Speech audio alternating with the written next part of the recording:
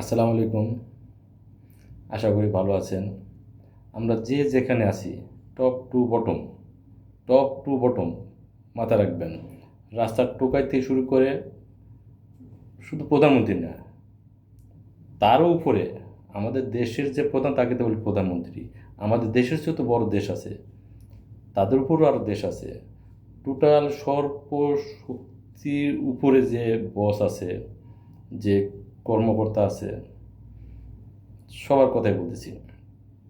আমাদের একটা বড় সমস্যা, যেমন আমরা চলতি পথে কোনো একটা এমপির সাথে পরিচিত হলো বা কোনো একটা প্রশাসনিক কর্মকর্তার সাথে পরিচিত হলো, তার নাম্বারটা নিয়ে একটু খাতিরে মনে করি, ও যে কোনো সময় হতে তারা আমরা কাছে পাবো। কিন্তু চিন্তা করে দেখেন, সে আবার ঠিক স্টেপ বাই স্টেপ সে ওরকম একটা কিছু মনে করে যে অমুক কর্মকর্তা যদি একটু লিয়াজও রাখতে পারে, হয়তো কোনো এক সময় কাজ দিতে পারে। আবার সে আবার মনে করেন যে প্রধানমন্ত্রী, তার সাথে খাতির আছে, সেও এরকম মনে করতে পারে, ও এরকম একটা প্রধানমন্ত্রী যদি আমার নেটওয়ার্কের মধ্যে থাকে বা লিঙ্কে থাকে, তাহলে আমার কোনো টেনশনই নেই। আবার প্রধানমন্ত্রী কিন্তু গিয়ে দেখেন যে কারো না কারো সংরক্ষণ হইতেছে, সেও আবার গিয়ে দেখেন সব কিছুর মূলে আমরা সবাই স্টেপ বাই স্টেপ যাকে স্মরণ করি না কেন, দিন শেষে সে যে ধর্মের হোক, সে ডাইরেক্ট সৃষ্টিকর্তার রহমত কামনা করে। যদি এটাই যদি হয়, তাহলে আমরা এরে ওরে না ধরে, এর ওর সাহায্য পরামর্শ না নিয়ে, অমুক মন্ত্রী, অমুক কর্মকর্তা, অমুক এই ওনাদের সহযোগিতার বা তাদের যে একটা মনে করো যে সহমর্মিতা আমি পাবো, আমি চাবো, এ অপেক্ষা না করে আমরা ডাইরেক্ট আমরা সৃষ্টিকর্তার সাথে আমরা লিয়াজ করি। এদের চেঞ্জ হবে, 2-1 বছর পরে যে কোনো মুহূর্তে এটা চেঞ্জ হবে।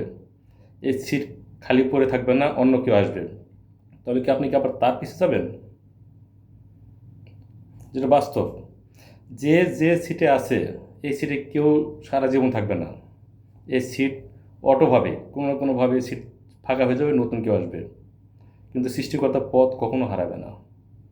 অতএব আমরা হিন্দু হই, মুসলিম হই, খ্রিস্টান হই, বৌদ্ধ হই, যে যে ধর্ম হই না কেন, আমরা আমাদের মেধা ইউজ করি, আমরা আমাদের ধর্মীয় অনুভূতি ইউজ করি, আমরা আমাদের ইমানি শক্তি ব্যবহার করে, ইমানি শক্তিকে পুঁজি করে আমরা একজনেই সাহায্য চাই।